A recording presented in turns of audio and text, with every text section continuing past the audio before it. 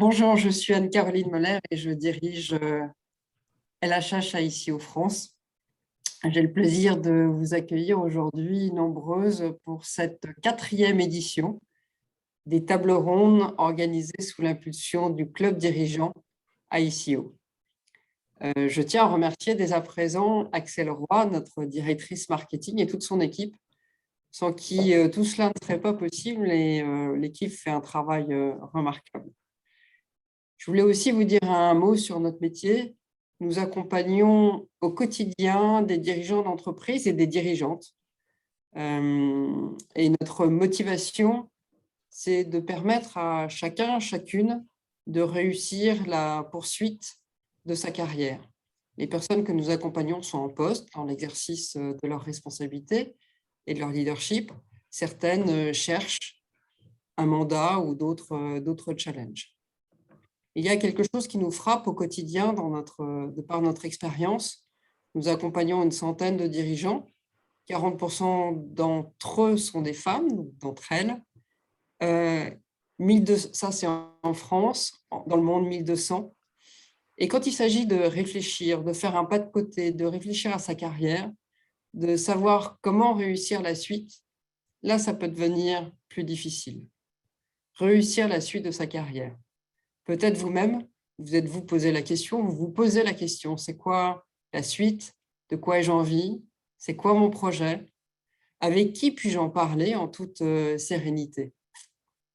Eh bien, c'est quelque part le propos du club dirigeant. C'est de nous permettre d'avoir ce temps de recul, ce temps de réflexion, d'être en capacité de nous connecter à d'autres expériences, d'autres intelligences, pour pouvoir, quelque part, individuellement, continuer à grandir, continuer à révéler mieux encore nos talents et avoir de l'impact, ou avoir de l'impact aussi collectivement. Aujourd'hui, le sujet de cette table ronde, la parité dans les instances dirigeantes, ne laisse pas insensible, ne laisse pas neutre, il bouscule quelque part nos histoires, nos parcours personnels, professionnels. Il dépasse le périmètre seul de l'entreprise. Et donc, pour adresser un tel sujet, il nous fallait réunir beaucoup d'expériences, beaucoup de vécu. Il s'agissait aussi d'avoir un spécialiste des ressources humaines pour animer cette table ronde et un journaliste. J'ai nommé Fabien Clerc, qui est directeur chez Newstank RH. Encore un mot, je souhaite remercier nos panélistes, nos intervenants, que Fabien va présenter dans quelques instants. Tous, toutes, ont répondu avec une grande spontanéité, avec grand enthousiasme, pour être présents aujourd'hui et partager leurs convictions, leurs retours d'expérience, peut-être leurs doutes aussi. Voilà, un grand moment en perspective, un grand merci d'être là. Et vous tous, vous toutes, participants et participantes à cette table ronde, vous allez pouvoir, vous aussi, vous exprimer, même si à l'heure actuelle, vos micros sont coupés. Il est bien prévu que vous puissiez également réagir. Très bonne matinée à tous. Fabien, c'est à vous. Absolument. Merci beaucoup, chère Anne-Caroline, d'abord pour votre accueil. Merci au Club des dirigeants, parce que de ICO, LHH ICO, voilà un sujet, et on va le voir ensemble, qui ne laisse pas indifférent. Et loin s'en faut, et c'est plutôt une bonne nouvelle. Et évidemment, on ne pouvait pas, comme vous le disiez, ne pas vous laisser la parole. Alors, pour progresser sur le sujet ensemble, donc vous l'avez dit, moi je suis journaliste de Newstank RH, j'ai le plaisir d'avoir en charge la rédaction, et ce temps d'échange, de partage sur un volet important de l'égalité salariale, c'est la présence des femmes dans les instances dirigeantes, avec surtout quel levier pour agir. Pour partager ensemble, on sera avec Philippe Queneau, qui est DRH Innovation et Développement social du groupe Bouygues, Corinne Hardy, qui est la présidente de l'Alliance pour la mixité en entreprise, qui est également à la ville directrice des opérations chez Sanofi, Frédéric Hivernel, qui est lui aussi DRH, mais cette fois dans le monde de la culture, puisqu'il est DRH du Châtelet, et Sylvie Lair, avec laquelle je vais lancer cette séquence, qui est la présidente du Conseil de la mixité et de l'industrie, qui est également Executive Advisor chez LHH ICO et qui a, on l'évoquera peut-être, des responsabilités managériales dans une structure de taille moyenne. Voilà. Alors, chère Sylvie, effectivement, on va lancer ensemble parce que le sujet de la parité dans les instances dirigeantes, ce n'est pas un sujet nouveau. On est quand même une dizaine d'années après la loi Copé-Zimmermann sur la composition des conseils d'administration. On est également après, et on va en parler, l'index de Muriel Pénicaud ou l'index EGAPRO pour les intimes, à la création duquel vous avez largement œuvré avec la ministre du Travail. Quelle est un petit peu la situation, si on veut regarder le contexte dans lequel on s'inscrit aujourd'hui, chère Sylvie? Oui, donc effectivement, si on regarde d'où on vient, et la loi Copé-Zimmermann a été quand même un déclencheur de grands progrès, puisque quand on était dans les années 2000, il y avait moins de 10% de femmes dans les conseils d'administration des grands groupes. Et aujourd'hui, on est à plus de 45%. Et il faut quand même savoir que la France est tête de liste des pays européens sur le sujet. Donc, je pense qu'on peut en être fier et comme quoi, même dans des sujets difficiles, la France peut démontrer sa capacité à progresser. Cependant, malgré tout, on voit que la route est longue, puisque, comme vous le savez, dans l'index égalité, il y a un indicateur, qui est l'indicateur 5, et qui représente le nombre de femmes dans les 10 plus hautes rémunérations. Alors, ça peut être le nombre d'hommes, hein, ça dépend effectivement de la composition, voilà, et du nombre de la composition des 10 plus hautes rémunérations. Mais aujourd'hui, on a 43% des entreprises qui ont zéro à cet indicateur, zéro. Parce qu'elles ont moins de 2 femmes dans, effectivement, les plus hautes rémunérations. Voilà. Donc, ça montre quand même que malgré tout, ce qui s'est passé au niveau des conseils d'administration n'a pas diffusé suffisamment dans les entreprises, dans les échelons, on va dire, instances dirigeantes, d'où le projet de loi qui est en cours, voilà, pour effectivement que les choses se passent, que les choses diffusent et qu'on puisse progresser. Voilà, donc le constat, il y a eu un progrès, mais la route est encore très longue pour qu'effectivement on arrive à une mixité dans les instances dirigeantes. Et puis, ce qui n'est pas évident, c'est ce que vous évoquiez à l'instant, on a parié dans un premier temps sur une espèce de ruissellement. Je sais que c'est une théorie qu'on nous a déjà vendue sur d'autres sujets, en disant avec des administrateurs et un CA avec une composition plus égalitaire, la suite sera naturelle. Force est de constater que ce n'est pas le cas. Ah, on ne vous entend plus, Sylvie. Sylvie, je pense. Ah voilà, on avait perdu votre micro. C'est bon, on vous retrouve. Voilà, donc effectivement, comme vous le signalez, j'ai travaillé sur l'index et donc j'ai eu l'occasion de travailler avec beaucoup d'experts du sujet. Oui. Effectivement, c'est long. Pourquoi c'est long? Parce qu'en fait, on touche aux stéréotypes, à des représentations de rôles sociaux qu'on a donnés aux hommes et aux femmes depuis très très longtemps. Et là, on est sur une transformation identitaire. Et comme c'est une transformation identitaire, ça va demander beaucoup, beaucoup de temps. On voit bien qu'on est allé sur Mars et on n'est pas encore à la parité. Donc, vous voyez, il y a du chemin. Mais pourquoi? Parce qu'en fait, les hommes et les femmes sont là en train d'avoir finalement une question qui se pose à eux et qui ouvre un champ de liberté sur des choix de vie. Donc, effectivement, une femme peut avoir de l'ambition, un homme peut avoir envie de rester chez lui et de garder ses enfants. J'ai pas mal d'hommes, quand je fais des conférences, qui viennent me voir pour m'en parler et qui me disent qu'ils n'osent pas en parler en entreprise.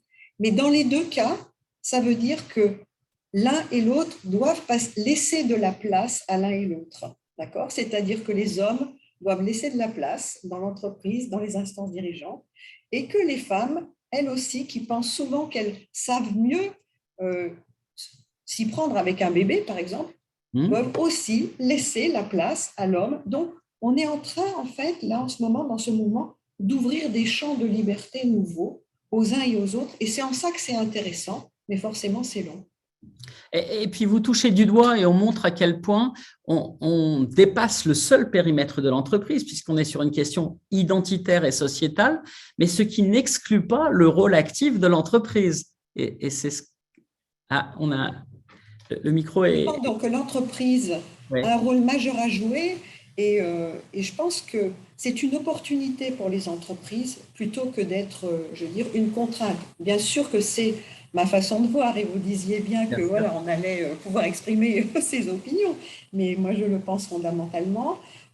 Effectivement, pour moi, c'est important que les entreprises se mettent à l'ouvrage Quand effectivement j'ai élaboré cet index, je tiens à dire qu'effectivement il n'est pas parfait, bien sûr, parce que en fait il est le révélateur de la maturité du moment. Donc ça a été une co-construction avec les partenaires sociaux de tous les horizons, avec beaucoup d'entreprises. Et en fait, il est qui était acceptable à ce moment donné. Ouais. Par exemple, l'indicateur 5 ne représente que 10 points. Mais même la question de se dire, est-ce qu'il va être dans l'index, ça a été une vraie question. Et ça bouleversait énormément les habitudes. Mais finalement, la maturité était là pour qu'il figure dans l'index. Et ça, c'était déjà un progrès. Alors, bien sûr, c'est 10 points, d'accord, donc c'est beaucoup moins que le reste. Mais pour moi, effectivement, c'est le nerf de la guerre. C'est quand on aura effectivement un meilleur score sur cet indicateur 5 que les vrais progrès sont réalisés. Et je rappelle aussi qu'il n'y a que 2% des entreprises qui sont à 100. Et 100, c'est l'objectif. Ce n'est pas 75 l'objectif. Et seulement 2%. Et la moyenne aujourd'hui, c'est 85 points. Ouais. Et il faut savoir que l'index augmente de 1 point par an. Ça montre bien qu'effectivement, ça engage l'entreprise dans un mouvement de fond. Et ce qui veut dire, alors ce qui est une réponse aux imperfections de l'index qui sont parfois pointées du doigt. Alors c'est intéressant ce rappel en disant l'objectif, on pensait risque de sanction et donc le seuil des 75. Et en fait, ce que je comprends en filigrane dans ce que vous dites, c'est que dès qu'on n'est pas à 100, c'est qu'on a des situations, allez, on va dire pudiquement, d'incohérence à rectifier. Ouais. Tout à fait. Et je prends par exemple… Ah, pardon. Moi, je vous en prie, allez-y, Sylvie, je vous en prie. Oui, l'incohérence, par exemple, qui est flagrante, c'est que l'indicateur sur lequel actuellement, qui est en retrait, c'est un indicateur sur les augmentations après maternité. Or, cet indicateur, il reprend la loi de 2006. D'accord ? Donc, normalement, toutes les entreprises devraient, depuis longtemps, avoir le maximum de points à cet indicateur. Il y a encore 13% des entreprises aujourd'hui qui sont à 0 sur cet indicateur. Voilà. Donc, alors, ouais, là, il y a des sujets d'étonnement et on verra qu'effectivement, la loi, la force de la loi n'est pas forcément, enfin, n'est pas évidente et on verra aussi avec nos amis DRH comment dans les entreprises, on a des contextes aussi qui peuvent être plus ou moins favorables. D'ailleurs, si vous aviez à conseiller, accompagner des dirigeants qui souhaitent, et je pense qu'ils sont nombreux à vouloir avancer, d'ailleurs, si j'en juge par l'audience ce matin, à vouloir avancer concrètement sur le sujet, quelles seraient les pistes, les outils, d'abord pour vendre le sujet aux instances stratégiques, comité exécutif, directoire? Quelques idées comme ça, forcément. D'abord, pour moi, un leader inspire. Donc, il donne envie et il donne à voir. D'accord ? Donc, pour moi, un comité exécutif, il va donner à voir ce qu'il est, ce qu'il veut, ce qu'il conduit, et il donne une vision. Et beaucoup d'entreprises parlent, par exemple, d'innovation. D'accord ? Donc, l'innovation, c'est souvent, voilà, il faut innover, très bien. Mais comment on peut avoir un langage d'innovation tout en ayant une posture conservatrice sur un sujet d'actualité sur lesquels tout le monde avance? Je dirais ça à un COMEX. Je dirais aussi quel est le risque, finalement. On est passé avec une loi Copé-Zimmermann de pratiquement rien, aucune femme dans les conseils d'administration à 45. Que s'est-il passé? Je dirais que ça ne va pas trop mal pour les groupes du CAC 40. Donc, à nouveau, quel est le risque? Et puis, moi, je dirais aussi, si vous dites que c'est difficile et si vous dites que ce n'est pas dans vos mains, comment les collaborateurs vont se dire que vous allez pouvoir prendre les nouveaux challenges complexes du monde de demain? Donc, pour moi, il y a un vrai enjeu de légitimité du dirigeant qui projette son organisation vers l'avenir. Et donc aussi vis-à-vis d'une transformation sociétale qui dépasse l'entreprise. Et je rebondis sur ce que disait tout à l'heure Anne-Caroline, c'est que l'idée, c'était de passer aussi la parole à nos amis qui nous suivent. Et je propose, avec un premier sondage, de vous demander, parce que finalement, on part du postulat au cours de cette séquence, qui est le sujet stratégique. Mais que pensez-vous, vous, de la nécessité d'accroître la parité dans les instances dirigeantes ? Sujet évident. Alors là, pour le coup, les sondages en temps réel laissent penser que c'est une majorité de sujets évidents. Un sujet qui dépasse le seul périmètre de l'entreprise, qui n'est pas antinomique avec le premier et qui est assez raccord avec ce que vous disiez, Sylvie, c'est qu'on est sur un sujet plus large, mais ce qui n'exclut pas le rôle actif de l'entreprise. Et alors, pour l'instant, on n'a aucune réponse, mais le prisme déformant, c'est que vous êtes sur cette séquence inscrit et donc sensible au sujet. Personne ne juge que c'est une obligation plus contraignante que bénéfique. On laisse encore quelques secondes pour réagir. Bon, si on regarde, on est à 60%, pas tout à fait les 2/3, pour lesquels c'est une évidence. Et puis, mais sachant qu'on doit pouvoir répondre aux deux, un sujet qui dépasse le seul périmètre de l'entreprise. Sachez que nous, intervenants, nous ne pouvons pas voter, donc c'est bien vous qui vous positionnez sur le sujet. Voilà, je pense que les ordres de grandeur sont assez stabilisés. Je propose qu'on continue notre déroulé, si vous le permettez. Et je vais me tourner vers Corinne Hardy. Alors, Corinne Hardy, je vous présente en tant que présidente de l'AM d'abord, qui est l'Alliance pour la mixité en entreprise, que vous avez créée il y a une dizaine d'années et qui fédère 16 grandes entreprises sur le sujet de la mixité.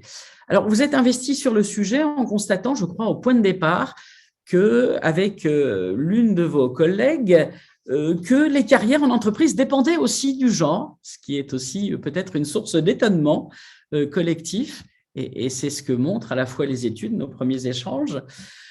Petit à petit, chemin faisant, vous avez agrandi le périmètre et le nombre d'entreprises impliquées dans l'AM, et vous êtes devenu un interlocuteur des pouvoirs publics sur notre sujet de l'égalité femmes-hommes. Vous avez d'ailleurs, je crois, publié en mars 2021 un livre blanc sur finalement une partie de notre sujet, c'est la féminisation des comités exécutifs. Et je précise qu'à la ville, vous êtes engagé en tant que responsable des opérations chez un grand industriel pharmaceutique européen, français, qui est Sanofi. Vous êtes à la fois sur les opérations business et support. Quid peut-être de votre panorama, quid de la présence des femmes dans les instances dirigeantes aujourd'hui, chère Corinne Hardy? Merci beaucoup. Bonjour à tous et à tous.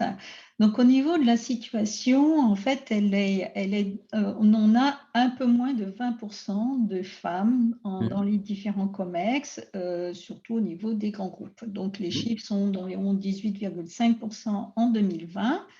Et ce qu'on peut observer, c'est que ces chiffres stagnent relativement. Donc, ils étaient à peu près du même ordre entre 2017 et 2019. On voit une accélération, mais qui reste quand même assez faible et décorrélée de la courbe que l'on peut voir sur les conseils d'administration.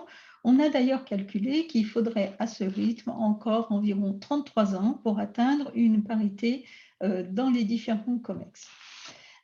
Une autre caractéristique est que lorsqu'on regarde en fait les femmes qui sont dans les COMEX au niveau des top 60 entreprises en France, la moitié de ces femmes se concentrent dans 3 fonctions et qui sont uniquement des fonctions de support, donc juridique, finance, RH et communication. Donc je crois que c'est une particularité à signaler, parce qu'on ne voit très peu de femmes qui sont directrices de la R&D, directrices des opérations industrielles ou d'une business unit. Voilà, ça, c'est effectivement un sujet d'étonnement. On en reparlera avec nos amis des RH tout à l'heure. Je sais qu'ils sont sensibles au sujet. Peut-être un point, est-ce qu'on est de ce point de vue sur une spécificité franco-française? En d'autres termes, comment est-ce qu'on se situe par rapport au reste du monde sur le sujet?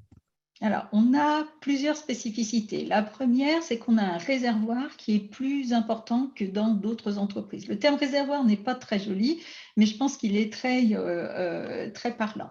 On a quand même 33% de femmes parmi les cadres dans la plupart des grands groupes français, ce qui est supérieur à certains autres pays. L'autre caractéristique, c'est cette décorrélation entre le pourcentage de femmes dans les conseils d'administration et dans les COMEX. Vous l'avez déjà mentionné et je crois qu'on va y revenir. Mais j'aimerais mettre en avant une particularité qui, moi, me surprend vraiment beaucoup, qui a été mise en exergue par Michel Ferrari. Donc, c'est une étude qui est faite par l'ACSEMA chaque année. où on peut observer qu'il n'y a absolument aucune corrélation entre le pourcentage de femmes dans les COMEX et le pourcentage de femmes dans l'encadrement. Donc, ce n'est ni en fonction du secteur d'activité, puisqu'on a des secteurs d'activité qui sont excessivement masculins, dans lesquels on a un fort pourcentage de femmes dans le COMEX. Je citerai par exemple Michelin. Nous avons également des sociétés de différents secteurs d'activité. Nous avons des sociétés de différentes tailles et on ne trouve pas de corrélation. Et la seule chose qui influe sur le pourcentage de femmes dans le COMEX, c'est la volonté du dirigeant. On observe que quel que soit le secteur d'activité, c'est vraiment le facteur clé. Et on connaît ces entreprises qui vraiment prennent, si vous me permettez l'expression, le taureau par les cornes, où on voit un engagement fort du dirigeant, et là, les chiffres sont là. Donc ça, c'est une vraiment particularité française, ce poids de la conviction du dirigeant sur le pourcentage de femmes dans les COMEX. Ce qui veut dire qu'ailleurs, c'est quoi le paramètre? C'est du légal? C'est un problème d'image? C'est quoi dans les pays dans lesquels on n'a pas besoin de cette impulsion du dirigeant ou de l'actionnaire? Alors, il y a malheureusement peu d'études sur le sujet, mais on voit que les pays qui ont des pourcentages de femmes dirigeantes plus importants, on a par exemple les USA, où on a 25%. La culture d'entreprise dans les sociétés américaines est différente et il y a beaucoup plus de process, c'est plus encadré, donc il y a une moins grande variabilité du poids du dirigeant. L'autre groupe de pays qui est devant la France, ce sont tous les pays scandinaves, Norvège, Suède, Finlande, qui tournent autour de 20 à 26%. Je crois que Sylvie mentionnait les stéréotypes et la culture. Peut-être faut-il y chercher une explication de ce fait-là. Et peut-être juste pour terminer sur la comparaison internationale, je voudrais quand même signaler qu'un pays comme l'Allemagne ou l'Italie sont à 12%, donc au-dessous. Et puis, on a un pays tel que l'Espagne, qui est pourtant un pays latin, qui est à peu près du même ordre que la France. Donc, les comparaisons internationales sont vraiment très intéressantes pour expliquer ces facteurs. Peut-être un point, et je remercie Cécile pour sa question, qui dit, mais il faudrait, fort justement, il faut peut-être aussi s'interroger, il y a le satisfecit collectif héritier de la loi Copé-Zimmermann sur la présence des femmes importante en France et qui a fortement progressé dans les CA, quid de leur rôle clé, ou autrement dit, quid de leur présence dans les commissions stratégiques ou du conseil d'administration? Est-ce qu'elles reflètent cette montée en puissance de la féminisation des CA, des conseils d'administration? En partie, puisqu'on observe également que la présence des femmes au sein des conseils d'administration est également assez différente selon les commissions et qu'il y a moins de femmes dans les comités stratégiques, par exemple, que dans les comités de rémunération. Donc, c'est vraiment le reflet de, j'allais dire, cette importance des femmes dirigeantes au sein de ces trois fonctions. D'accord. Je propose qu'on pose une nouvelle question à notre assemblée, si vous le voulez bien, chère Corinne, et on continuera ensemble sur cette question. En quoi la mixité au sein des COMEX, des comités de direction, est-elle ou pas synonyme de création de valeur? Et alors, les items proposés, de nouvelles opportunités commerciales avec l'accès à des marchés, produits plus féminins, l'amélioration de l'image de marque, la fidélisation des consommateurs sensibles à la RSE, la rétention, la promotion des meilleurs talents, un apport complémentaire de qualité masculine et féminine, une espèce de plus grande homogénéité où représenter la réalité de la société, un exercice du pouvoir différent, ça c'est intéressant comme item aussi, avec la nécessité d'engager un collectif et d'adresser les défis du monde hybride. Autre, on vous laisse la possibilité de donner votre avis et d'expliciter dans le chat. Si je regarde, alors, on est sur du choix multiple. Premier item, première raison et première conséquence évoquée, c'est l'exercice du pouvoir différent en lien avec la nécessité d'engager un collectif et d'adresser les défis du monde que nous connaissons, qui devient de plus en plus hybride. Donc, une tonalité, c'est-à-dire qu'on ne nie pas les caractéristiques de genre, mais la plus grande homogénéité permet un style, peut-être, un exercice différent Qu'est-ce qu'on a? On a pour 67%, plus des 2 tiers des répondants, un apport complémentaire de qualité du fait d'une meilleure représentation des deux genres. On a ensuite, par hiérarchie, la rétention et la promotion des meilleurs talents. On l'a dit, l'image sociale et sociétale qu'on renvoie, et on le verra peut-être, je vous poserai la question aussi, mais on le verra aussi avec nos amis des RH, quid des jeunes et des générations qui arrivent, qui peut-être sont entraînés ou sont acteurs de la transformation sociétale. On peut imaginer qu'elles interrogent aussi leur future entreprise et que ça puisse devenir un élément d'attraction. L'amélioration de l'image de marque, fidélisation des consommateurs, la tonalité RSE, et plus loin derrière. De nouvelles opportunités commerciales, ça arrive beaucoup plus loin.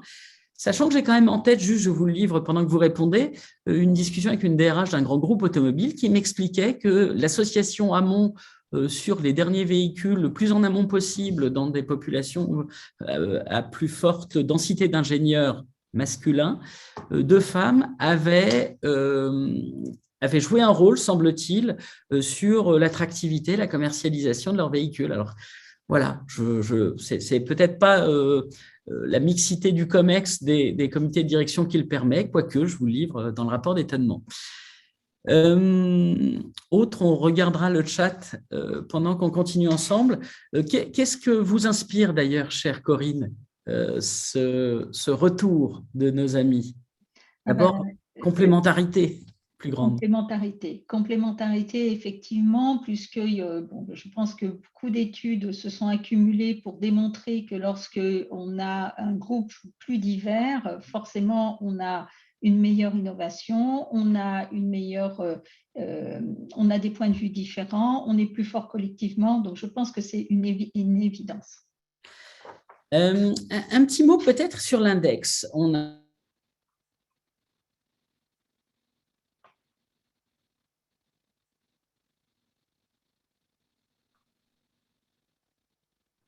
Il me semble que nous avons perdu, pas bien clair.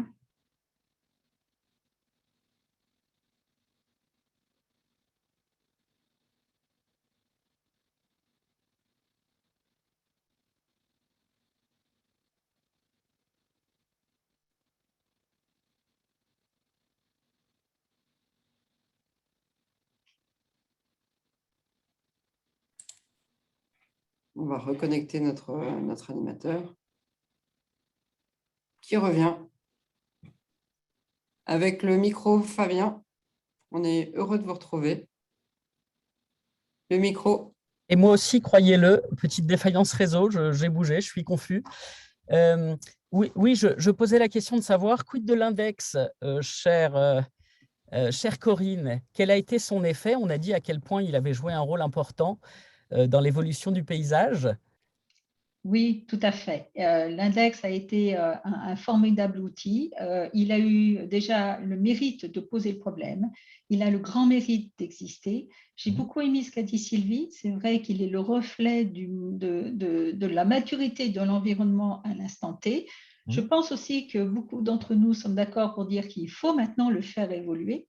Mais le fait qu'il ait pris racine dans le paysage, qu'il ait quantifié, qu'il ait nommé les éléments, ça a été une grande avancée. Maintenant, là où nous pensons au sein de l'âme qu'il faille le faire évoluer, c'est bien sûr de le rendre plus robuste. C'est également le fait de passer du fait d'avoir une bonne note ou une mauvaise note à vraiment enclencher une dynamique de progrès. Donc, prendre plus en compte la progression des éléments. Et un point clé, c'est une question de gouvernance. C'est une question de gouvernance, c'est une question de partage de pouvoir. Il faut vraiment avoir les bons indicateurs pour mesurer en fait comment se prennent les décisions dans l'entreprise. Et là, c'est intéressant de le faire évoluer dans cette dimension. Et la troisième dimension, c'est de le faire évoluer en termes de communication. On s'aperçoit que, bien évidemment, cet index est un indicateur clé pour les entreprises, pour leur réputation, pour attirer les talents, pour motiver les talents qui sont à l'intérieur de l'entreprise, et donc travailler également, j'allais dire, sur sa philosophie, sur son positionnement et sur sa communication permettrait de continuer le chemin qui a été déjà initié lors de sa création. Je crois d'ailleurs que vous avez proposé, formulé une série de pistes d'évolution de l'index. Vous en avez peut-être quelques-unes en tête? Oui, alors nous en avons beaucoup en tête. Nous avons différents piliers. Il y a l'amélioration des indicateurs existants. Par exemple, le pourcentage de femmes augmenté au retour du congé maternité. On peut peut-être réfléchir à le faire évoluer pour prendre en compte la parentalité dans son ensemble et en plus de la seule maternité. Il y a également comment est-ce que la société recrute. Donc, peut-être prendre en compte en fait, effectivement le pourcentage des deux genres lors des processus de recrutement, élargir un petit peu plus le socle des 10% plus haute rémunération sur quelque chose d'un petit peu plus large, surtout lorsqu'on parle chez les très grands groupes. Donc, il y a solidifier. Il y a également réfléchir sur le poids respectif des indicateurs, en particulier pour prendre en compte cette notion d'évolution. Il y a la transparence de l'indicateur. Et puis, un aspect qui semble intéressant, c'est la philosophie même de l'indicateur. Peut-être avoir quelque chose d'un petit peu plus qualitatif, à l'instar de ce que font nos amis au Canada, par exemple, et quelque chose qui prend en compte les efforts de l'entreprise, la progression, nous semble également intéressant. Je propose qu'on se tourne vers nos DRH et je vais commencer, si vous le voulez bien, avec vous, Frédéric Yvernel. Je rappelle que vous êtes le DRH du Châtelet depuis 2018. Alors, le Châtelet, hein, c'est un théâtre municipal. C'est d'ailleurs, je crois, le plus important de France. Si vous l'avez, je pense qu'on le connaît tous pour les Parisiens. C'est un théâtre à l'italienne, 2000 places, qui vient d'être rénové sur la période 2016-2018. Sur son activité, on a une forte tradition musicale, hein, les comédies musicales, les opéras, concerts classiques, jazz, voire défilés de mode. Hein, je crois que c'est ce que vous préparez actuellement. Autre caractéristique pour le DRH, il n'y a pas de troupe à demeure, pas d'artistes en CDI. Et vous comptez donc 300 à 500 collaborateurs, mais expliquez-vous selon la typologie des spectacles. Je précise qu'avant, vous étiez au sein du groupe TF1, vous avez été DRH du groupe TF1, puis directeur du développement RH pendant 2 ans, directeur de la communication 2008 à 2012 et directeur de la communication et du marketing stratégique. Cher Frédéric, quelle est la situation aujourd'hui de votre théâtre en termes de parité? Quelle est la place des femmes dans les instances dirigeantes? Et puis, quelle est l'évolution finalement de ces dernières années sur le sujet?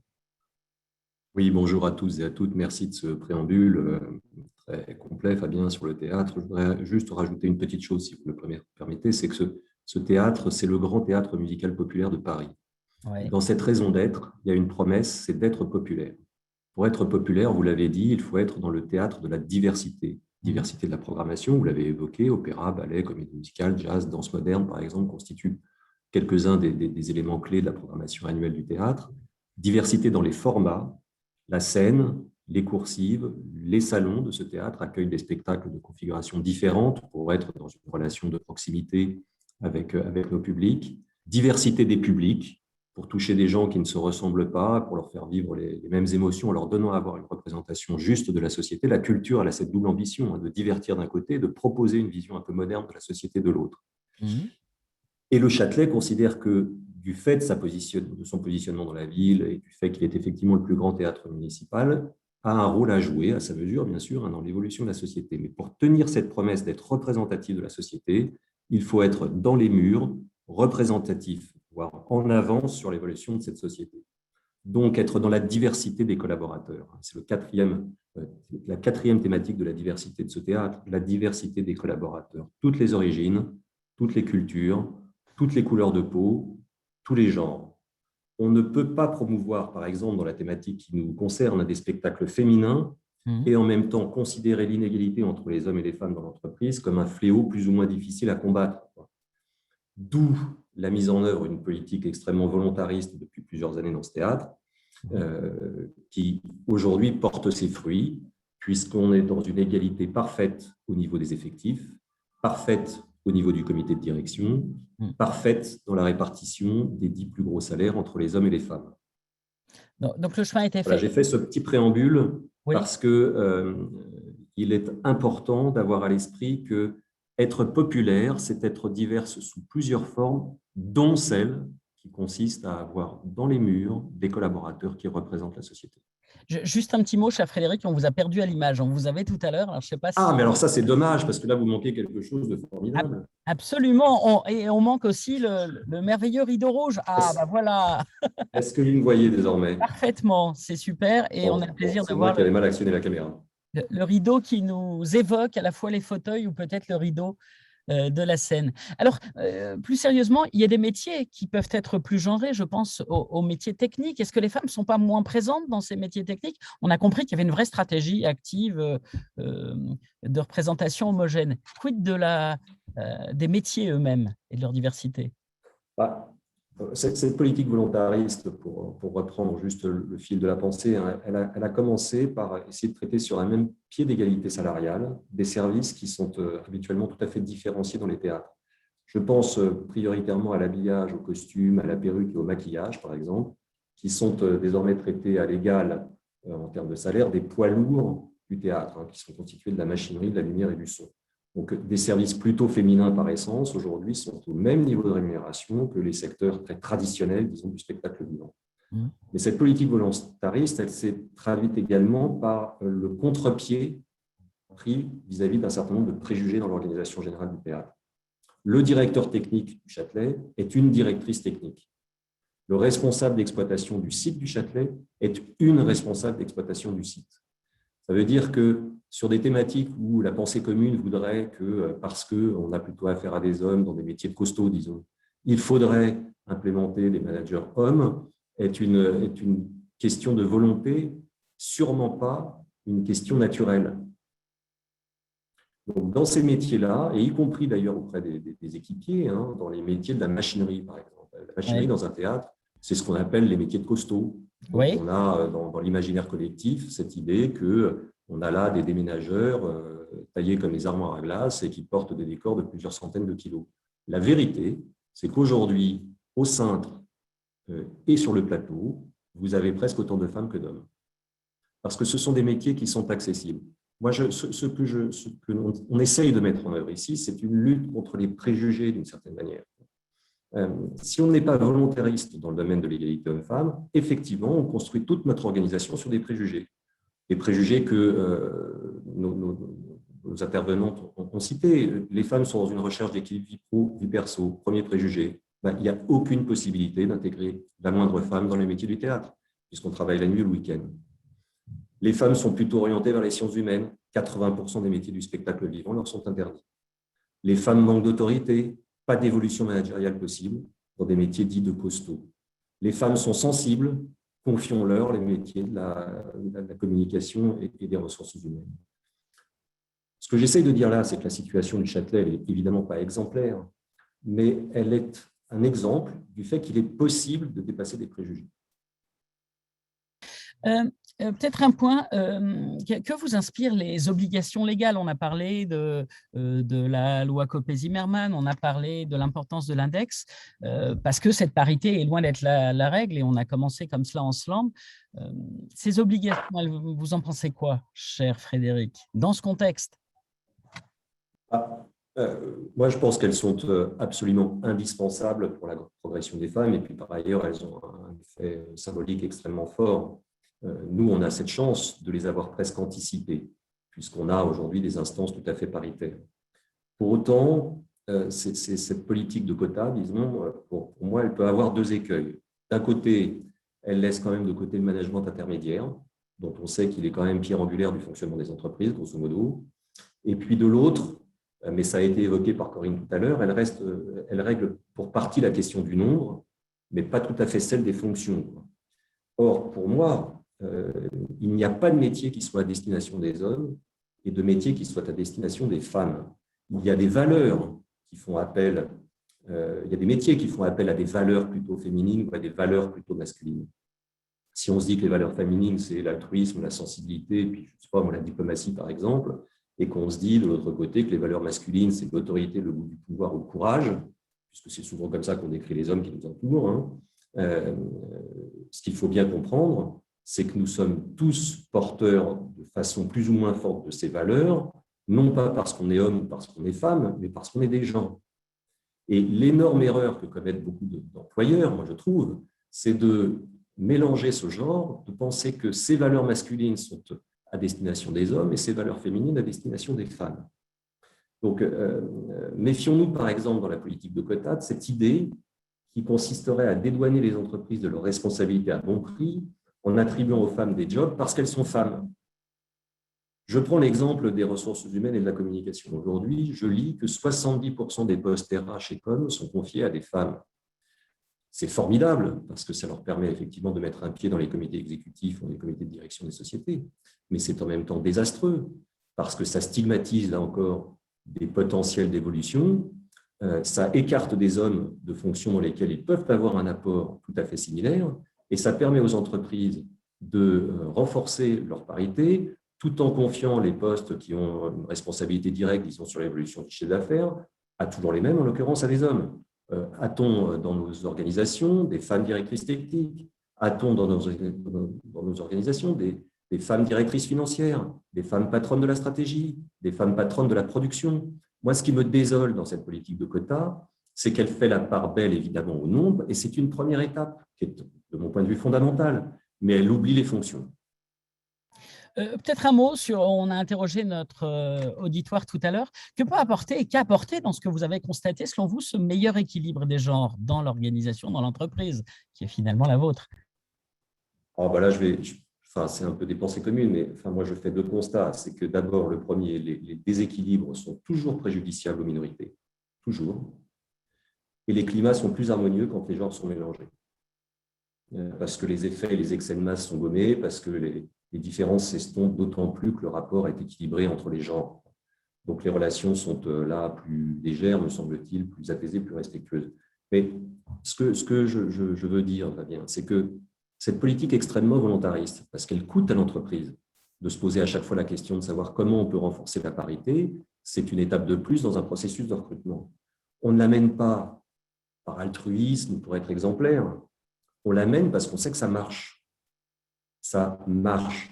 Ce théâtre aujourd'hui va beaucoup mieux qu'il y a une dizaine d'années en arrière, parce qu'on a renforcé l'accès au poste à tous, parce qu'on a réussi à promouvoir des femmes dans des métiers que la pensée commune confine aux hommes. Moi, je suis stupéfait de voir la qualité avec laquelle la directrice technique de ce théâtre, par exemple, mène ses équipes, encourage les évolutions, et y compris dans des métiers qui sont des métiers d'hommes.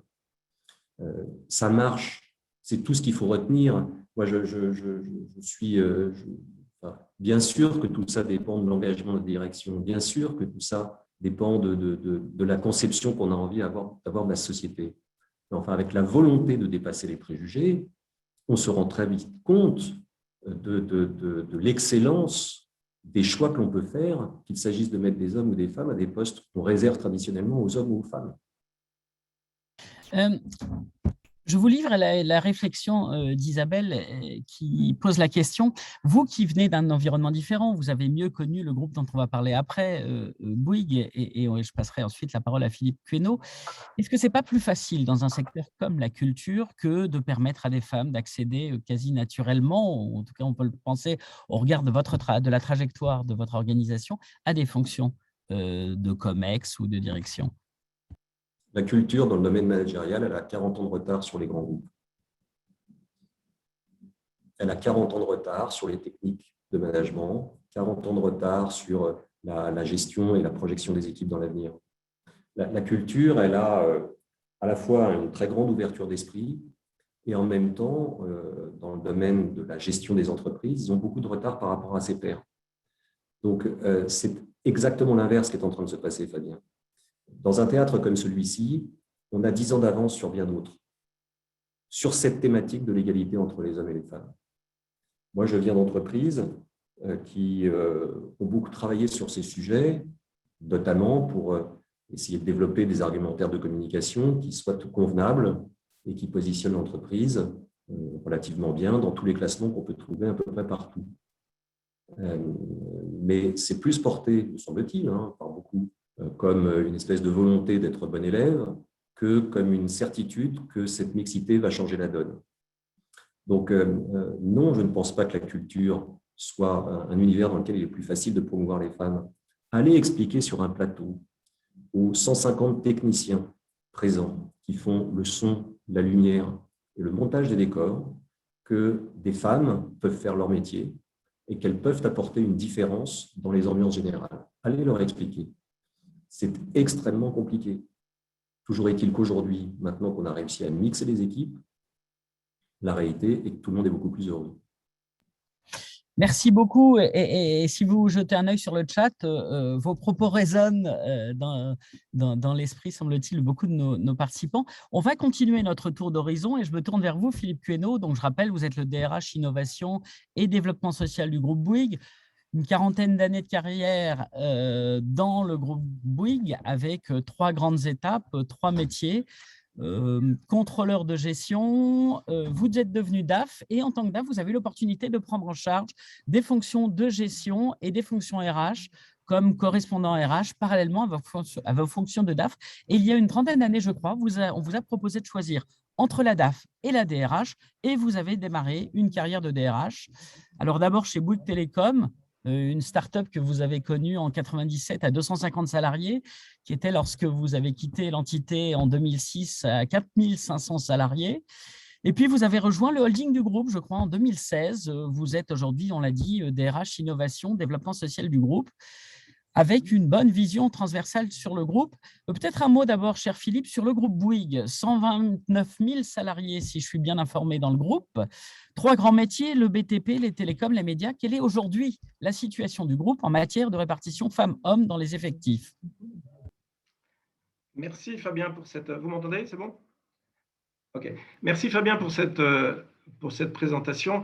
Juste une petite précision sur Bouygues Télécom. 4500, c'était dans les 2 premières années, mais quand je l'ai quitté, on était 10 000, ce qui est le chiffre à peu près… Enfin, j'ai loupé des étapes.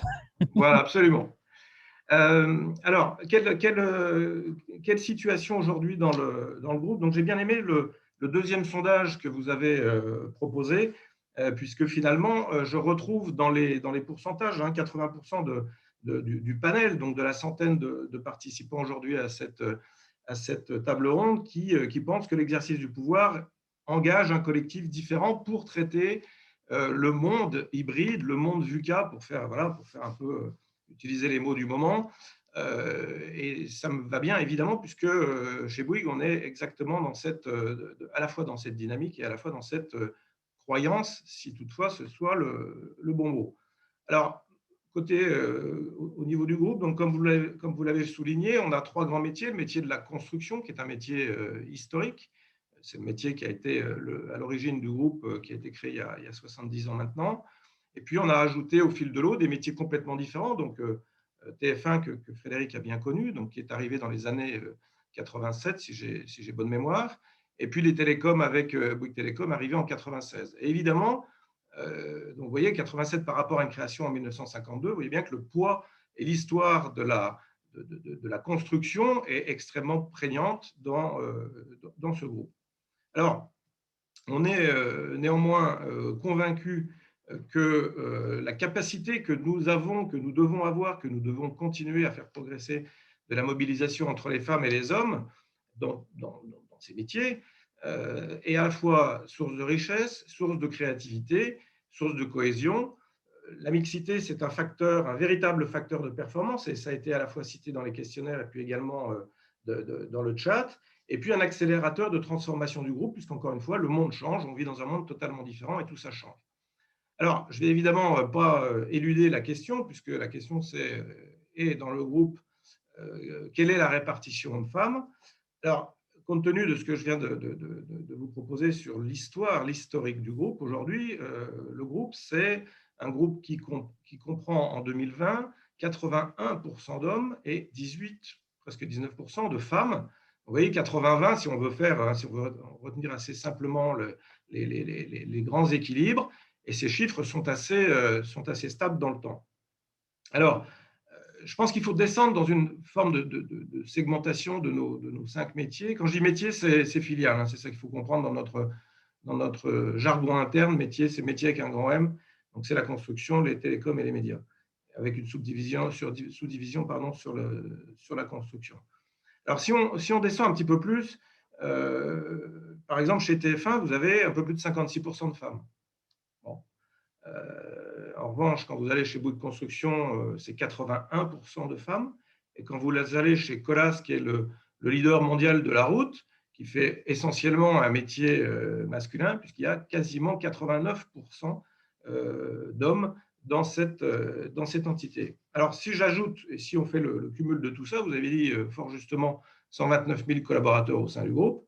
Quand vous ajoutez les deux grands métiers que sont la route et la construction, vous arrivez à 113 000 collaborateurs. Et si vous voulez être plus précis avec un pourcentage, ça fait 88% dans ces deux métiers. Vous voyez que le poids du corps, il est, enfin, poids du corps, le poids du décalage entre les hommes et les femmes en termes purement statistiques. Vous voyez bien que ce sont ces deux métiers qui sont des métiers historiquement masculins qui font ce grand, je dirais, décalage et qui fait qu'à la fin, on arrive à, grosso modo, 80. Et ça nous fait quoi comme situation dans les instances dirigeantes en partant de ce déséquilibre dont on comprend l'origine? Alors, évidemment, dans les instances dirigeantes, je dis évidemment, il n'y a rien d'évident, mais en tout cas, c'est factuellement comme ça. Aujourd'hui, quand vous regardez les instances dirigeantes de ces 5 entités et puis que vous les sommez, alors ce qui est toujours un exercice un peu compliqué, grosso modo, aujourd'hui, on tourne autour de 20% de femmes dans ces instances dirigeantes. Et on a très clairement l'objectif et l'ambition d'ici à 3 ans de passer ce chiffre à 30%. Alors, ce qui peut évidemment sembler encore faible, mais enfin, quand vous avez à l'esprit qu'on est voilà, dans un métier très, très masculin, et je souscris tout à fait à ce qu'a dit Frédéric tout à l'heure, que l'idée, ce n'est pas d'affecter des métiers en fonction de vous êtes homme, vous allez faire ce job, vous êtes femme, vous allez faire un autre. Je ne suis absolument pas fanat de cette position. En revanche, force est de constater que l'histoire, l'organisation, le fonctionnement est ainsi fait. On peut avoir la volonté de changer les choses, et la volonté, on n'en manque pas. Et en tout cas, c'est vraiment ce poids de l'histoire qui nous permet, qui fait qu'aujourd'hui, on est dans cette situation. Alors, peut-être quelques mots complémentaires pour comprendre finalement pourquoi 20% de femmes et 30%, on l'espère, dans un horizon relativement proche. Sylvie Villers disait tout à l'heure que l'indice progresse d'1% par an. Là, vous voyez que si en 3 ans, on fait 10%, je pense qu'on aura quand même mis une emphase suffisamment et une volonté suffisamment forte pour aller beaucoup plus vite que ce que ferait la nature si on la laissait faire telle que. Alors, en fait, pourquoi on est dans ces instances dirigeantes à ce niveau de représentation plus masculin que féminin? En fait, il s'agit à la fois du poids de l'histoire et surtout du fait que le métier de la construction est un métier d'ingénieur, que ce métier d'ingénieur est un métier, en plus, au sein du groupe, notre fonctionnement, c'est d'avoir, je dirais, une notion de fidélité. Vous avez cité tout à l'heure 40 ans, en ce qui me concerne, 40 ans de parcours au sein du groupe, donc avec plusieurs métiers, mais en tout cas une fidélité. 40 ans, je pense que là, on peut carrément utiliser le mot. Donc cette fidélité qui permet aux collaborateurs d'avoir un développement de carrière. La construction, qui est un métier d'ingénieur, on sait, et je ne vais pas, encore une fois, l'idée n'est surtout pas de se défausser, mais il faut quand même le souligner, les écoles d'ingénieurs, la formation des écoles d'ingénieurs, je parle d'ingénieurs, pas d'écoles de commerce, c'est grosso modo, pour faire simple, alors selon les écoles, même s'ils progressent, c'est 20% de femmes, 80% d'hommes. Bon, c'est sûr que quand vous avez la source de vos collaborateurs en termes d'ingénieurs qui a déjà un décalage en termes d'hommes et de femmes, c'est sûr qu'après, pour vous, c'est un petit peu compliqué. Alors, moi, ce que j'ai tenté de promouvoir pendant mes années chez Bouygues Télécom, puisque Bouygues Télécom recrute également des ingénieurs, ça a été de dire, mais est-ce qu'on est certain en tant qu'opérationnel que recruter des ingénieurs pour faire un certain nombre de jobs, est-ce bien nécessaire? Et est-ce bien l'objectif absolu? Alors, je m'explique. L'idée, c'est de dire, est-ce que de temps en temps, on pourrait faire confiance ou proposer à des universitaires ou à des écoles de commerce de faire des jobs dont la technicité ne nécessite pas forcément d'être ingénieur? J'ai été suivi relativement par mes opérationnels qui, évidemment, ont toujours tendance à vous dire que pour faire des jobs techniques, des jobs de haut niveau, des jobs de compétences acquises dans un cursus scolaire ou universitaire ou de grande école, évidemment, on a tendance à reproduire les modèles. Mais cela dit, si on se pose cette question et si on réussit à mettre cette espèce de biais dans l'esprit des managers et des DRH, parce qu'évidemment, on est aussi partie prenante, je pense qu'en utilisant, en ayant recours à des universitaires et à des écoles de commerce, où là, on a des ratios hommes-femmes qui sont 50-50, voire davantage de femmes dans les écoles de commerce. Voilà, c'est une idée, une piste. Je pense qu'il n'y a pas la recette magique. Il n'y a aucune. Je ne pense pas qu'on ait trouvé et qu'on trouvera malheureusement la recette qui va tout faire changer d'un coup de baguette magique. Mais c'est plutôt je dirais l'ajout de plein de choses qui vont nous permettre de changer réellement le fonctionnement dans nos entreprises. C'est intéressant et ça n'exclut pas de continuer à, j'allais dire, évangéliser ou d'aller dans les écoles d'ingénieurs, d'attirer vers les profils scientifiques, vers les écoles d'ingénieurs et de sourcer. Mais là, vous avez élargi le spectre pour pouvoir aller plus vite, plus loin dans la féminisation, qui est l'objectif retenu. Peut-être, alors tout ça s'inscrit, je crois, dans le contexte d'un deuxième plan mixité dont vous parliez, 2021-2023. Est-ce qu'il y a d'autres leviers d'action sur lesquels vous avez prévu d'agir ou vous agissez ? Alors effectivement, on avait, moi quand je suis arrivé dans la position que j'occupe aujourd'hui, j'ai lancé un premier plan mixité, alors un plan triennal, parce que pour avoir conduit chez Bouygues Telecom un plan mixité où on a bien vu que l'évolution est pour moi est extrêmement lente, l'idée ça a été de dire on va se donner un plan qui soit un plan sur 3 ans pour éviter d'avoir des résultats qui soient, voilà, qui puissent donner un peu plus de chance à la réalisation des objectifs et avoir quelque chose qui se construit dans le temps. Donc, on a fait un premier plan mixité qui s'est terminé en 20, donc ça a commencé entre 2017-2020. Et là, on vient de lancer un second plan, 2021-2023. Et là, on a été évidemment soutenu par la direction générale qui est tout à fait sponsor, moteur et très impliqué sur ce sujet. On a donné à la fois des objectifs chiffrés, alors qu'avant, c'était plutôt dans le précédent plan, c'était plutôt des intentions. Donc là, on est passé sur des objectifs chiffrés, avec très clairement un suivi régulier qui permet de montrer voilà, si la courbe va dans la bonne direction, enfin la courbe ou plutôt les courbes. Et pour vous donner quelques ordres d'idées sans donner de chiffres, parce que je pense que là, on en a déjà eu un certain nombre. Bon, l'idée, c'est évidemment d'accroître le nombre de femmes managers, d'accroître le nombre de femmes talents, mais pour les accroître, il faut les identifier. Et ça, c'est encore une fois, il y a un vrai job à réaliser là-dessus. Et puis, on l'a vu tout à l'heure, les instances dirigeantes avec ce passage de 20 à 30 qui, normalement, devrait être une espèce de driver qui permet ensuite de faire émerger, de faire transformer, changer les mentalités de nos différentes structures. On a évoqué l'implication et la volonté stratégique de la direction générale. On n'a pas évoqué le COMEX. Pardon. Si on regarde la situation aujourd'hui, parce que ça fait partie du paysage et des instances dirigeantes dont on veut parler, on a vu que la volonté de progression est importante. Quid du COMEX aujourd'hui chez Bouygues ? Alors, en fait, de COMEX, c'est plutôt, comme je vous disais en introduction, dans une entreprise dans laquelle vous avez 80% d'hommes et de femmes, 80% d'hommes, pardon, et dans une autre dans laquelle vous avez plutôt une majorité féminine, évidemment que le reflet et l'organisation et je dirais la structure du COMEX, du CODIR, selon les entités, varie évidemment. Aujourd'hui, on a des entités qui varient entre 40% pour celle qui est la plus féminisée dans les instances de direction, et puis un peu moins de 10% dans d'autres. Donc, encore une fois, l'agrégation et je dirais l'addition de l'ensemble des chiffres de représentation doit vraiment être regardée entreprise par entreprise et pas faire un collectif qui, évidemment, compte tenu du poids de la construction et de ce poids historique, est un peu désespérant pour ceux qui sont plutôt bons élèves dans le tour de table. Et cher Philippe, comment est-ce que vous vivez dans ce contexte? Et on a bien vu que vous vouliez agir et vous poussiez, comme vous l'aviez fait chez Bouygues Telecom, pour transformer. Et d'ailleurs, j'ai une de nos intervenantes qui saluait l'idée, qui vous remerciait, puisque c'était l'idée de diversifier le sourcing, ingénieur, d'aller chercher, d'élargir un peu le spectre au monde universitaire ou aux écoles de management. Comment est-ce que vous vivez, vous, l'émergence de l'index égalité? Comment est-ce que vous avez vécu la loi Copé-Zimmermann? Peut-être demain, si le projet de loi aboutit, ce qui est possible, possible et voire probable ou souhaitable selon les sensibilités. Comment est-ce que vous vivez ce contexte coercitif extérieur? Ça vous aide dans votre démarche? C'est plutôt un élément qui complique la vie parce qu'il y a une situation que vous expliquiez?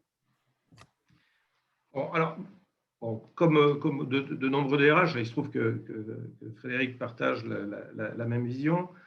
Moi, je suis personnellement plutôt favorable à la mise en place d'objectifs suivis, donc suivis de manière à la fois rigoureuse et de manière extrêmement précise et présente dans le temps, plutôt qu'à l'instauration de quotas ou de règles plus ou moins coercitives. Alors, cela dit, et Sylvie l'a dit tout à l'heure, il faut bien avouer que la loi Copé-Zimmermann, au bout de 10 ans, les résultats sont là.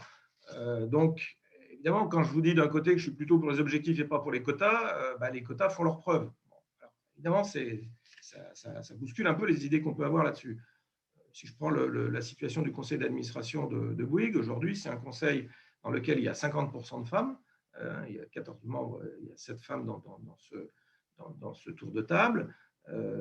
Les 3 comités spécialisés qui sont autour du conseil d'administration, que sont le comité d'audit, le comité de sélection et de rémunération, et puis le comité éthique, mécénat, RSE, ces trois comités qui sont exclusivement composés d'administrateurs indépendants, le taux de féminisation, c'est 70%.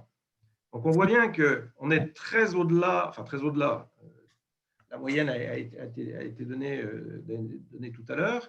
Enfin, on voit bien qu'il y a un gap, en tout cas, entre la représentation du conseil et des instances de direction et puis la réalité sur le terrain. Et encore une fois, vous voyez bien qu'il n'y a pas de volonté dans un sens ou dans un autre. La volonté, c'est vraiment de progresser, de faire progresser la féminisation à tous les étages de l'entreprise et dans tous nos métiers. Et c'est ça qui est compliqué. Et Philippe, vous répondez à une question qui a été posée tout à l'heure par l'une de nos participantes. C'est toujours, OK, on a respecté les règles sur le conseil d'administration, quid de leur présence dans les instances? Et là, pour le coup, à 70%, il n'y a pas de discussion sur le sujet. Je propose qu'on se retourne vers notre assemblée, si vous le voulez bien, pour un autre sondage, mon cher Philippe. Que faut-il faire pour développer la parité dans les instances dirigeantes? Alors, les pistes, mettre en œuvre les rôles modèles, créer des promotions mixtes de haut potentiel et des groupes de travail transverses, favoriser le mentoring, proposer des programmes de formation, d'executive coaching, travailler les valeurs de l'entreprise pour accueillir la diversité de sensibilité et de pensée, proposer des accords de congé parental, télétravail, permettant aux hommes de réinvestir la sphère familiale. Et on en parlait tout à l'heure avec Corinne et Sylvie, de quel point il y avait une transformation et sans doute aussi, ce qui sera peut-être un élément supplémentaire pour pousser les transformations de l'entreprise, la génération montante semble être plus sensible au sujet ou à l'investissement, par exemple, supérieur des papas dans la sphère familiale et surveiller les comportements masculins décalés. En clair, les dysfonctionnements ou un moment, alors sous quelle forme, sentinelle, vigilance, dispositif d'alerte, qu'on puisse à un moment avoir une vue sur ce qui n'est pas conforme à la volonté stratégique de l'entreprise, affichée comme c'est le cas chez vous. Alors, si on hiérarchise, vous répondez très vite et vous êtes formidable. En premier, j'ai travaillé les valeurs de l'entreprise pour accueillir la diversité des sensibilités et des pensées. Un tout petit peu moins de 3/4 des répondants saluent cette dimension. Ensuite, on a créé des promotions mixtes de haut potentiel et des groupes de travail transverses à 62%, un peu moins des 2/3. On a ensuite, si je ne fais pas en parallèle, favorisé le mentoring et surveiller les comportements décalés qui descend un petit peu, qui est à 47% ensuite. Ensuite, on a proposé des accords de congé parental télétravail permettant aux hommes de réinvestir en parité la sphère familiale. Et c'est intéressant, la période de crise sanitaire que nous venons de vivre est sans doute un accélérateur, puisqu'il y a la démonstration factuelle qu'avec le distanciel, il y a des souplesses que l'on peut introduire. Les rôles modèles pour un tiers, on en reparlera tout à l'heure, c'est peut-être une piste, vous êtes un tiers à imaginer que c'est le cas, et proposer des programmes, on avait juste devant, proposer des programmes de formation et d'executive coaching. Je propose de me retourner vers vous avec lesquels, j'allais dire, 2 expertes investis sur le sujet. Avec vous, on a commencé cette rencontre, de vous faire réagir, chères Corinne et Sylvie, sur le sujet. Alors, on le voit, il y a des éléments stratégiques sur le sujet. Peut-être un premier regard quand même sur les réponses qu'on vient de donner au sondage, et je vous remercie d'y avoir participé. Peut-être Sylvie, si vous nous entendez, chère Sylvie. Qu'est-ce que ça vous inspire? On trouve finalement les rôles modèles assez bas, par exemple, alors que les militants mettent souvent, les associations engagées le mettent souvent en avant. Sylvie, allez-y. Vous m'entendez? Oui, Je on vous pense entend. que nous Allez-y. sommes sur différents niveaux de proposition et c'est très intéressant de voir que la première, effectivement, c'est les valeurs de l'entreprise pour accueillir la diversité, parce que ça fait écho à tout ce qui a été dit concernant les préjugés, les stéréotypes de genre, et on voit qu'effectivement, chacun est d'accord pour dire c'est là-dessus qu'il faut travailler en premier, c'est-à-dire les valeurs de l'entreprise pour accueillir la diversité. On est donc effectivement sur une réponse de fond très intéressante. Une fois qu'on a dit ça, effectivement, on a des actions qui sont d'un autre niveau, et donc mettre en valeur les rôles modèles. Alors, mettre en valeur les rôles modèles, moi je me rappelle quand j'ai commencé à étudier le sujet de la mixité, je n'étais pas du tout convaincue. Et en fait, j'ai vu les études faites sur le sujet et je me suis rendu compte à quel point c'était important. Du coup, maintenant, je promeus effectivement la valorisation des rôles modèles, puisqu'en fait, le rôle modèle n'agit pas dans l'image, il agit sur l'inconscient. Et en particulier pour des jeunes générations, et pour des filles ou des garçons d'ailleurs de 13-14 ans, voir une mixité apparente dans des fonctions de leader, qu'ils soient politiques, qu'ils soient dans leurs professeurs, qu'ils soient dans les entreprises, leur permet de s'identifier. Et c'est un travail en fait qui est intérieur.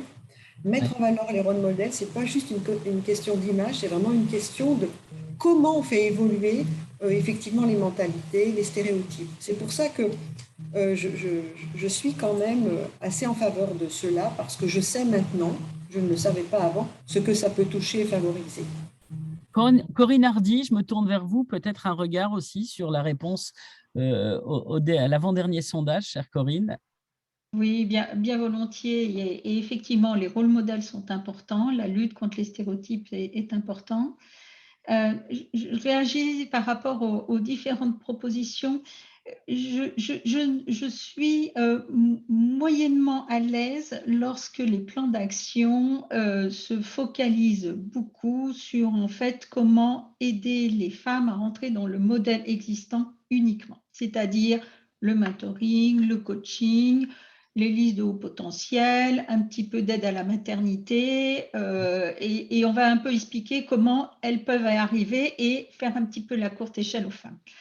Fondamentalement, il y a un problème qui est un problème structurel, ce qui est un problème important. Si on dit qu'avoir 18% de femmes dans les COMEX, c'est un problème, ça doit devenir un objectif stratégique de l'entreprise. Comment est-ce qu'on règle un problème de qualité de produit? Si on a 50% de produits qui sont en rebut, on ne va pas dire il faut améliorer la qualité. Non, on commence par le mesurer, on met des objectifs chiffrés, on met en place un plan stratégique. Et dans le cas de l'égalité homme-femme, ce qui est important, c'est de comprendre comment l'entreprise fonctionne. C'est un problème de gouvernance, c'est un problème de prise de décision. Comment est-ce qu'on prend les décisions dans l'entreprise? Comment est-ce qu'on prend les décisions d'évolution, mais aussi comment est-ce qu'on prend les décisions business? Et ça passe inévitablement, si on veut vraiment travailler sérieusement le sujet, par décortiquer en fait comment l'entreprise fonctionne, comment elle est gouvernée. Et donc, ça va au-delà des problématiques de mentoring, de coaching, d'un petit peu d'aide. Il faut vraiment en faire un objectif majeur d'entreprise et donc le traiter comme un autre sujet business. Je crois que c'est très important. Mais qu'est-ce qu'on répond quand on vous dit, et on a vu avec l'exemple de Philippe Queneau, dont on ne doute pas, il a dit combien il y avait un engagement stratégique sur le sujet, quand on a une culture, et chez Bouygues, c'est du temps long, c'est de la fidélité, c'est des gens qui vont bouger, qui vont progresser dans leur carrière, mais avec une vraie culture d'entreprise. Comment est-ce qu'on arrive à concilier les deux objectifs? Est-ce qu'il n'y a pas un risque d'ailleurs de déstabiliser des cultures plutôt que de jouer sur le temps long? Et à mon avis, il faut vraiment adresser les deux. Il y a forcément un temps long. On ne devient pas dirigeant en un an, donc il faut un temps long. Mais ceci dit, je crois qu'il ne faut pas, j'allais dire, c'est un peu l'arbre qui peut cacher la forêt. On va attendre, ça va se faire, les jeunes vont arriver et on aura de plus en plus. Je crois que c'est une réalité et heureusement, on a de plus en plus de jeunes femmes qui rentrent dans l'entreprise, mais ça ne suffit pas. Ça ne suffit pas et il y a vraiment une problématique de compréhension, voire de déconstruction de la manière dont on gouverne dans nos entreprises, dont on prend les décisions business. Est-ce que pour être directeur de filiale, il est indispensable d'avoir eu 2 postes à l'étranger? Peut-être oui, peut-être pas. Et quelles sont les compétences que l'on recherche lorsqu'on dit qu'il faut avoir 2 expériences à l'étranger pour être directeur de filiale? Et si effectivement on s'aperçoit que c'est une compétence qu'on recherche, peut-être est-ce qu'on peut l'acquérir d'une autre manière. C'est juste un exemple pour dire commençons déjà par vraiment comprendre en fait comment on gouverne nos entreprises. Mais là, Corinne, finalement, on se retrouve sur ce qu'évoquait Philippe Queneau en disant on interroge notre habitude de sourcing d'ingénieurs. Finalement, on élargit un peu le spectre, ce qui est un moyen de trouver un levier d'action assez considérable et puis d'interroger l'entreprise dans son fonctionnement et sa culture. C'est un très bel exemple, effectivement. Sylvie Lair, je ne l'ai pas dit tout à l'heure en introduction et j'aurais peut-être dû, vous avez dans votre parcours professionnel, chère Sylvie, vous avez connu un environnement industriel très masculin, vous avez été DRH France de Schneider Electric. Quelle a été la stratégie de cette entreprise? Qu'est-ce que vous avez connu quand vous étiez aux manettes de la RH dans le groupe? Comment est-ce qu'on transforme un métier qui est à la base et une culture avec une surreprésentation des hommes? Sylvie. On a perdu Sylvie?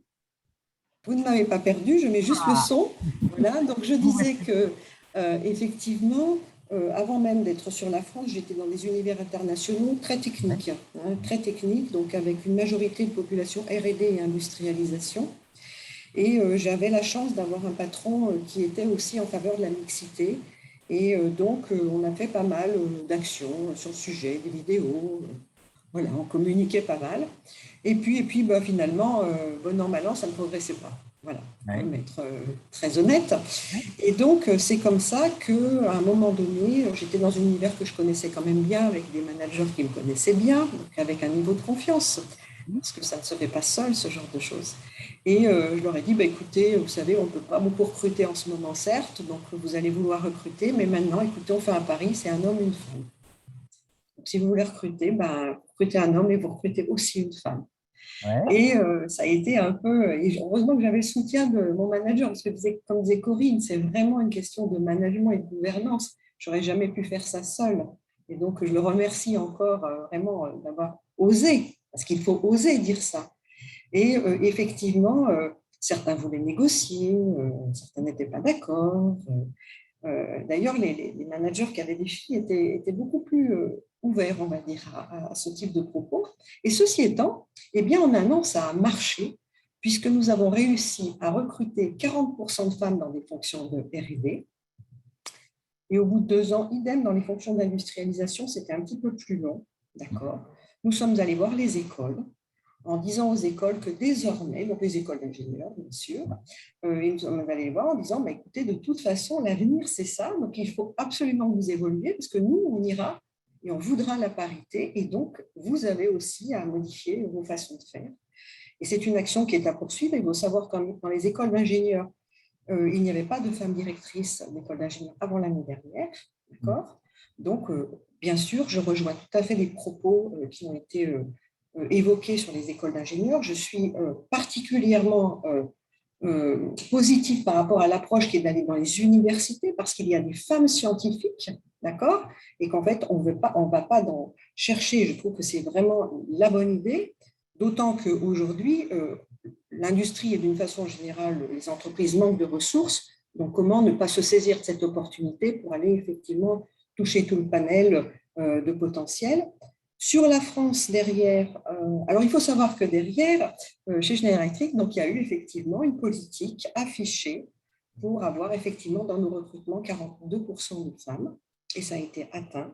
Et malgré tout, Le problème est qu'il faut les garder et qu'on voit que malgré tout, on progressait quand même que de 1%, voilà, dans le taux de femmes dans l'entreprise. Donc, on est sur du temps long.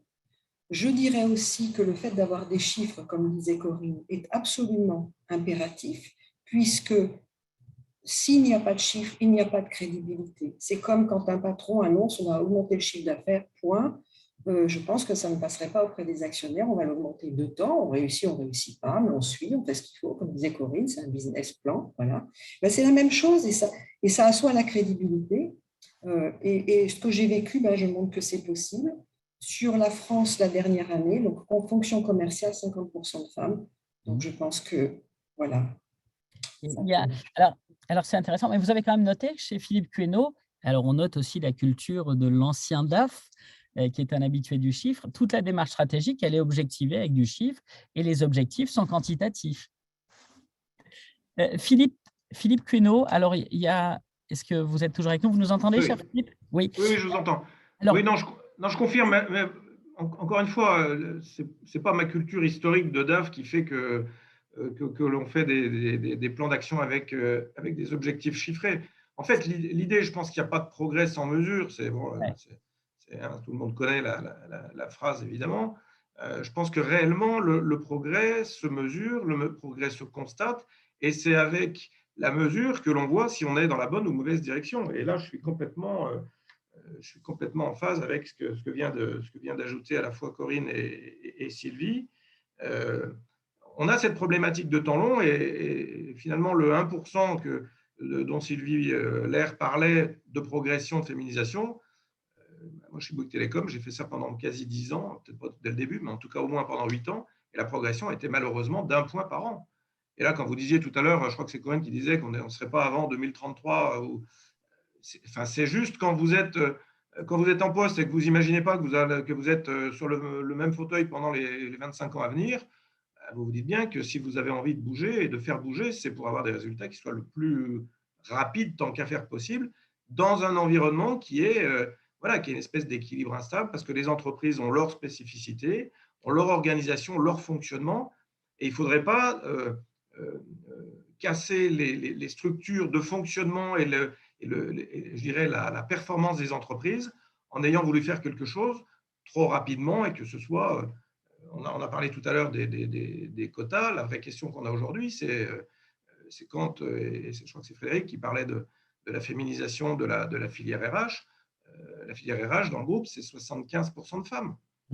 Bon, la question, c'est est-ce que c'est bien d'avoir 75% de femmes? Alors, on est content parce que ça rééquilibre un peu, je dirais, l'équilibre global, mais je ne suis pas certain que ce soit une vraie bonne idée. Alors, bonne nouvelle, c'est pour le rééquilibrage, c'est très bien, mais encore une fois, moi, je suis vraiment pour l'équilibre et la recherche d'un équilibre et pas refaire un déséquilibre pour remplacer un déséquilibre préalable. Vous voyez ce que je veux dire? Je ne sais pas si je suis clair, mais… Non, mais parfaitement. Petite réflexion, et on va juste vérifier la chose.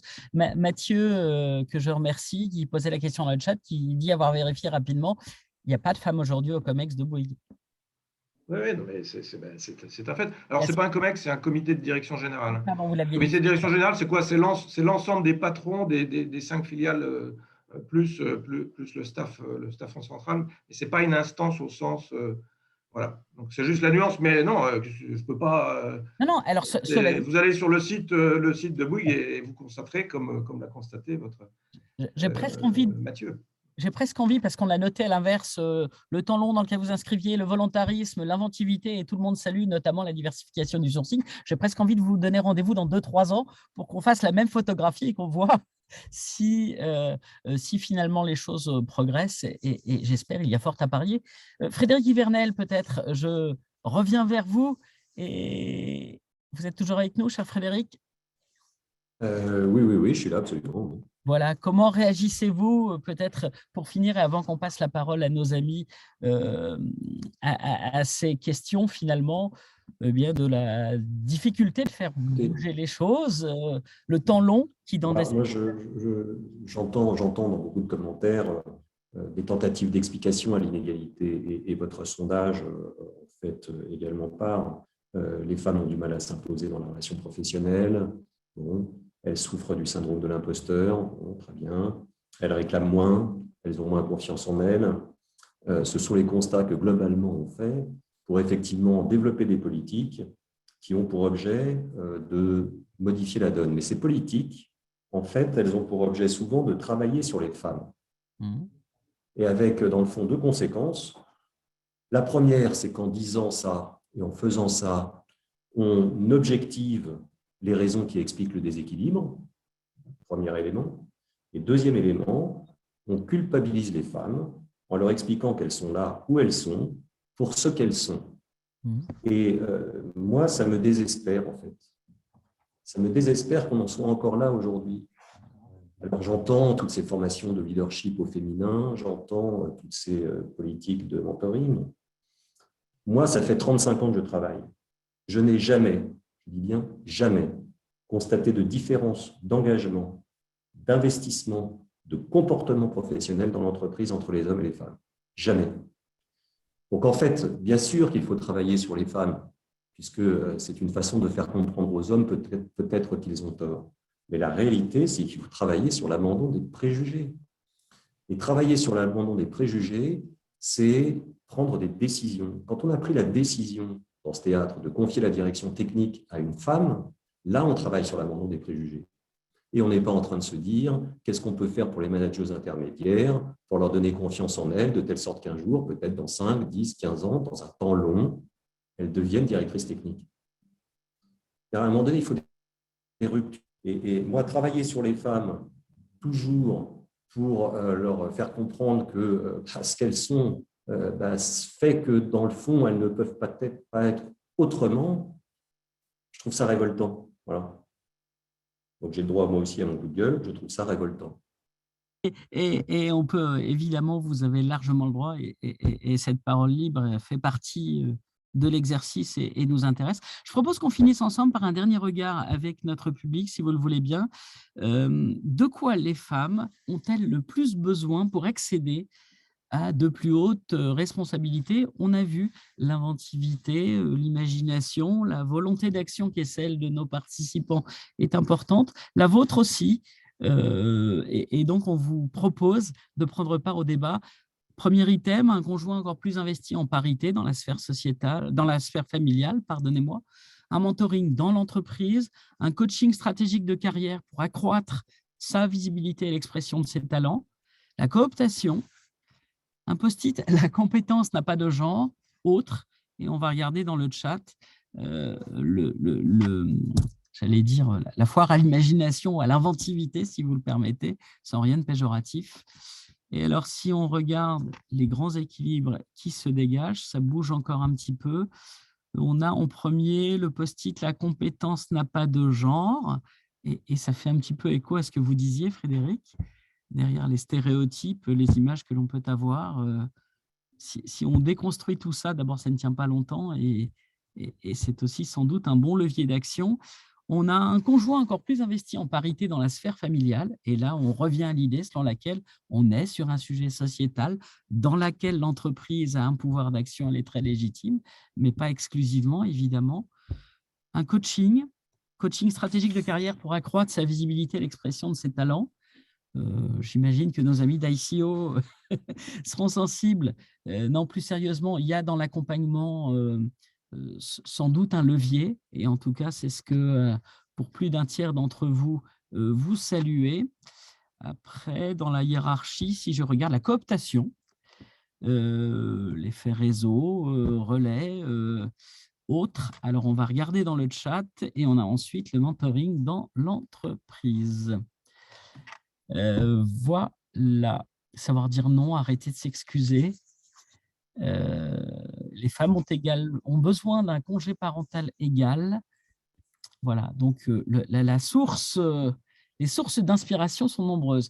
Alors, le temps tourne très vite, et je crains de devoir, sur cette démonstration à la fois de volonté d'action et d'inventivité, je crois que je vais pouvoir vous remercier tous infiniment d'abord d'avoir resté. On a débordé un tout petit peu, mais je pense, si vous êtes aujourd'hui si nombreux, c'est que le sujet touche.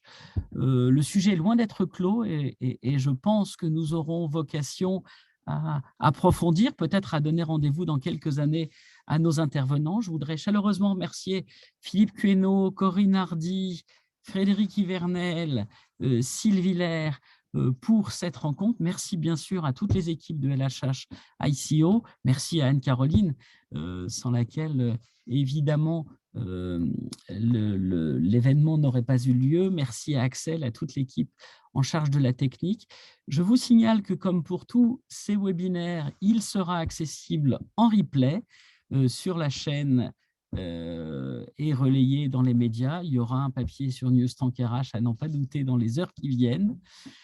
Et sous votre contrôle, chère Anne-Caroline, je pense que l'on peut remercier chacun de nos intervenants en souhaitant vous retrouver pour de prochains débats sur une prochaine rencontre. N'est-ce pas, Anne-Caroline? Absolument. Un grand merci, Fabien. Un grand merci à tous.